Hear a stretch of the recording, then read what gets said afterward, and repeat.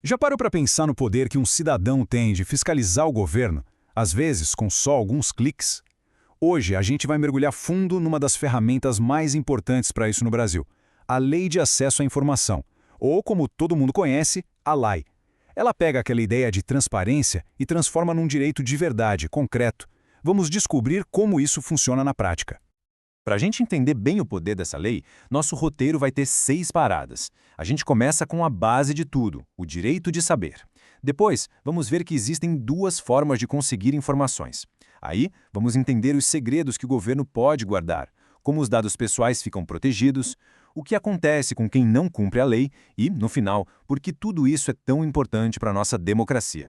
Então vamos lá, começando pelo alicerce. O direito à informação não é um favorzinho do governo, não. É um direito fundamental que está lá escrito na nossa Constituição. A LAI é basicamente a ferramenta que faz essa promessa virar realidade, garantindo que o poder de perguntar esteja nas mãos de todo mundo. Olha que interessante esse gráfico. Ele mostra bem onde o debate sobre a lei esquenta. Analisando várias questões sobre a lei, fica claro que os 2 pontos que mais geram discussão são a transparência passiva, que é como nós, cidadãos, pedimos as informações, e as restrições de acesso, ou seja, os limites, os motivos para um pedido ser negado. É justamente nesse cabo de guerra entre o direito de pedir e o poder de negar que a lei atua. Para dar o nome completo, a gente está falando da Lei 12.527 de 2011. E o alcance dela é gigante. Pense qualquer órgão público, desde a prefeitura da menor cidade, a Câmara de Vereadores, passando por estatais como a Petrobras, até chegar nos ministérios lá em Brasília e no Supremo Tribunal Federal. Todo mundo, sem exceção, está debaixo do guarda-chuva dessa lei. Tá, mas como é que a lei garante esse acesso na prática? Ela funciona de 2 maneiras bem espertas. Uma que a gente pode chamar de proativa, em que o próprio governo tem que mostrar a informação. E outra reativa, que é quando a gente vai atrás do que quer saber. Vamos entender essa diferença.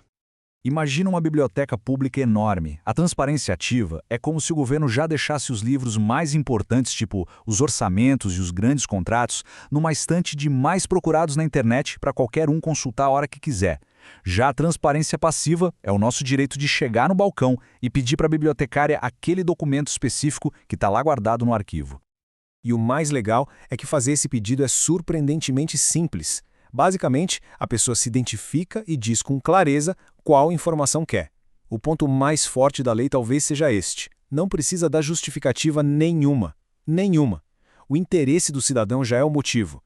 O órgão tem até 20 dias para responder, prazo que pode ser esticado por mais 10, desde que expliquem o porquê. Mas olha, se a informação estiver ali, fácil, na mão, o acesso tem que ser imediato. Claro que esse direito todo não é um cheque em branco. A lei é inteligente e sabe que algumas informações são tão sensíveis que, se fossem públicas, poderiam prejudicar a segurança de todo mundo. Então vamos entender as exceções. Como funciona esse cofre do governo?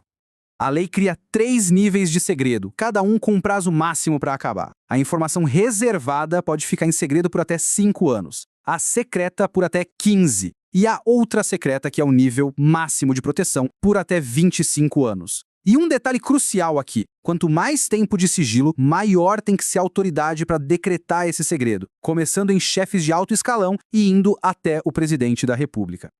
Mas atenção, existe uma linha que o sigilo nunca, jamais pode cruzar.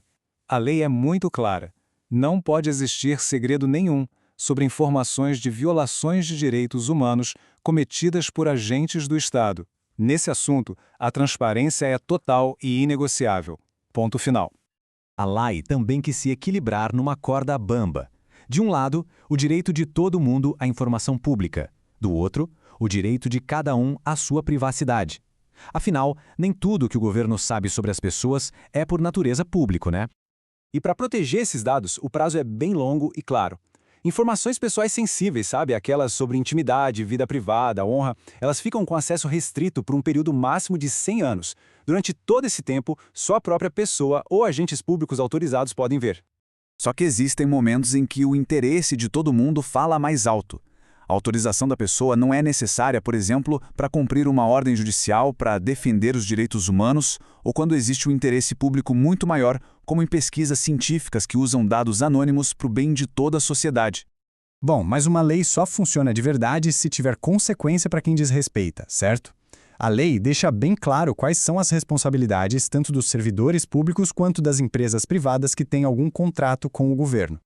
Para um agente público simplesmente ignorar um pedido, enrolar, agir de má fé ou usar o carimbo de secreto só para esconder um erro, tudo isso é considerado uma conduta gravíssima. Não são só infrações, não. Essas atitudes podem levar a punições pesadas e até processos por improbidade, com consequências bem sérias para a carreira da pessoa.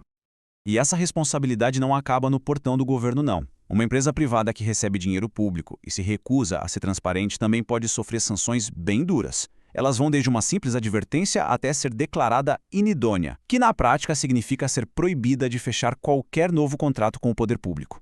Depois de entender as regras, as exceções e as punições, a gente chega na pergunta mais importante. No fim das contas, para que tudo isso? Qual é o grande objetivo por trás de toda essa estrutura da transparência? A resposta está numa ideia muito poderosa: o controle social. Ao abrir as portas da informação, a lei nos transforma de meros espectadores em fiscais ativos do poder. Ela nos dá a lupa para ver como o nosso dinheiro está sendo gasto e para entender as decisões que afetam nossas vidas. Isso permite uma participação muito mais real e efetiva na democracia.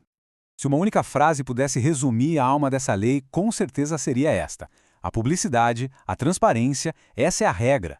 O sigilo é a exceção, e tem que ser uma exceção rara, muito bem justificada e sempre com prazo para acabar. É uma virada de chave completa à antiga lógica do poder, onde o segredo era o normal. E assim, com esse conhecimento, a lei deixa de ser só um texto no papel e se torna, de fato, um instrumento nas nossas mãos. A questão final que fica para a gente pensar não é mais sobre o que a lei permite, mas sim sobre o que, como cidadãos, nós vamos escolher perguntar. Obrigado por acompanhar esta análise.